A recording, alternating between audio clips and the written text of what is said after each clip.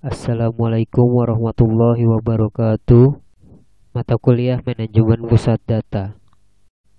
Kami dari kelompok 9 akan menjelaskan mengenai manajemen aset dan inventory untuk perangkat keras, perangkat lunak, prosedur staging, prosedur instalasi, dan prosedur deinstalasi. Adapun anggota dari kelompok 9 yaitu Aris Wibowo dan Valepi Tri Cahyadi. Pendahuluan, perkembangan teknologi di era globalisasi seperti sekarang ini, hampir semua kegiatan manusia tidak lepas dari teknologi informasi. Dengan begitu, hardware atau software di perusahaan menjadi aset yang sangat penting. Mengingat begitu pentingnya aset berupa hardware atau software bagi kelancaran operasional, maka aset tersebut harus dikelola dengan baik. Tujuan utama manajemen aset dibagi menjadi 7 bagian. Yang pertama, untuk menjaga ketertiban administrasi barang yang dimiliki. Kedua, untuk menghemat keuangan. Ketiga, sebagai bahan pedoman untuk menghitung kekayaan. 4. Memudahkan pengawasan dan pengendalian barang. 5. Memberikan data dan informasi untuk dijadikan bahan atau pedoman dalam penyaluran barang. Keenam, memberikan data dan informasi dalam menentukan keadaan barang. Dan yang terakhir, memberikan data dan informasi dalam rangka memudahkan pengawasan dan pengendalian barang. Prinsip dan atribut.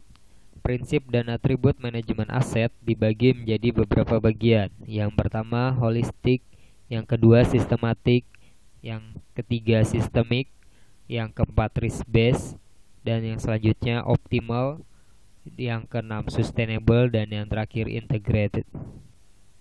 Siklus hidup aset. Siklus hidup aset menggambarkan segala hal yang mungkin terjadi pada aset sepanjang dan sekitar masa manfaatnya. Siklus hidup aset digambarkan menjadi beberapa bagian. Yang pertama procurement, selanjutnya deploy, use, decommission, upgrade, and salvage. Tahap pertama dalam siklus hidup aset adalah pengadaan atau procurement. Ketika suatu aktiva diperoleh, hal tersebut harus dimasukkan ke dalam sistem manajemen aset dan mulai dikelola. Tahap kedua dari siklus hidup aset adalah penyebaran atau deploy. Ketika suatu aset digunakan, sistem harus diperbarui dengan data yang relevan seperti lokasi, pihak yang bertanggung jawab dan dalam organisasi, konfigurasi, penjual, garansi, dan yang lainnya. Tahap ketiga yaitu penggunaan atau use. Penggunaan bukan hanya sekedar mencatat secara statis, tetapi dapat diperbarui secara berkala. Dari waktu ke waktu, aset tersebut mungkin ditingkatkan atau upgrade dalam beberapa cara. Versi perangkat lunak dapat berubah atau hard drive dapat ditambahkan. Ketika ini terjadi, informasi mengenai aset harus diperbarui secara sesuai. Ketika suatu aset tidak lagi digunakan, itu dinonaktifkan atau decommission. Aset dinonaktifkan mungkin masih berguna untuk organisasi. Dalam hal ini, mereka dapat didistribusikan. Jika tidak, mereka mungkin masih memiliki beberapa nilai sisa dan sistem manajemen aset harus melacak mereka sampai penyelamatan atau salvage telah selesai. Proses inventarisasi dibagi menjadi 3 tahapan. Yang pertama, preparation. Tahap persiapan biasa dimulai dari mapping kondisi aset, lokasi aset, SDM perusahaan, sampai teknis pelaksanaan. Yang kedua, execution.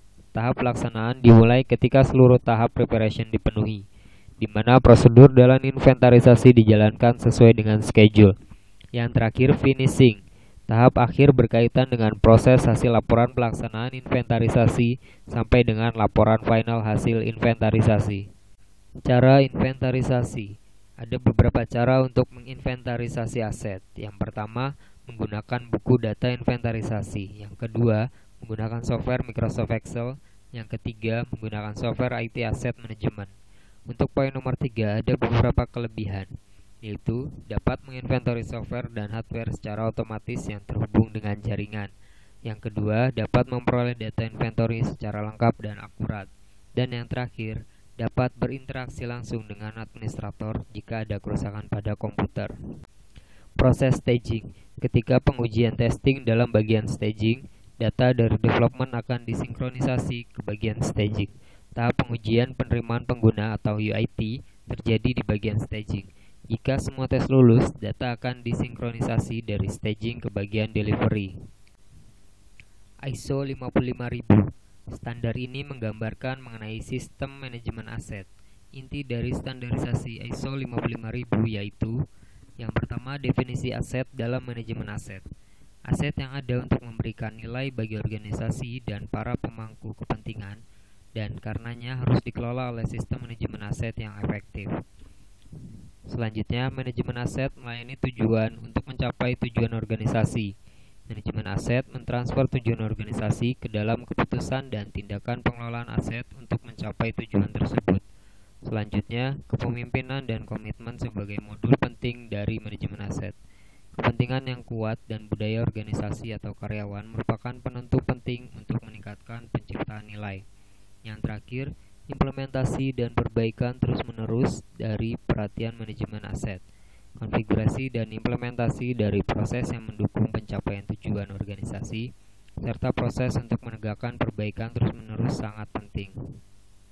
Cobit mempertemukan dan menjembatani kebutuhan manajemen dari celah atau gap antara risiko bisnis, kebutuhan kontrol, dan masalah-masalah teknis IT, serta menyediakan referensi best business practice yang mencakup keseluruhan IT dan kaitannya dengan proses bisnis perusahaan dan memaparkannya dalam struktur aktivitas logis yang dapat dikelola serta dikendalikan secara efektif. Adapun gambarannya adalah sebagai berikut. Sumber daya IT meliputi data, sistem aplikasi, teknologi, fasilitas, dan sumber daya manusia. Selanjutnya, informasi dan apa yang didapat. Yang didapat akan diproses melalui proses bisnis. Dan apa yang dibutuhkan? Yang dibutuhkan adalah kriteria informasi seperti efektif, efisien, kerahasiaan, integritas, ketersediaan, ketaatan, dan kehandalan. Framework.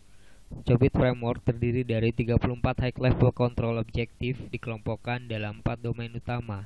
Yang pertama, planning and organization.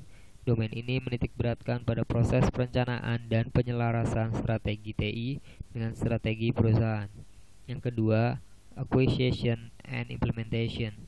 Domain ini menitikberatkan pada proses pemilihan, pengadaan, dan penerapan teknologi informasi yang digunakan. Yang ketiga, delivery and support. Domain ini menitikberatkan pada proses pelayanan TI dan dukungan teknisnya. Yang terakhir, monitoring. Domain ini menitikberatkan pada proses pengawasan pengelolaan TI pada organisasi.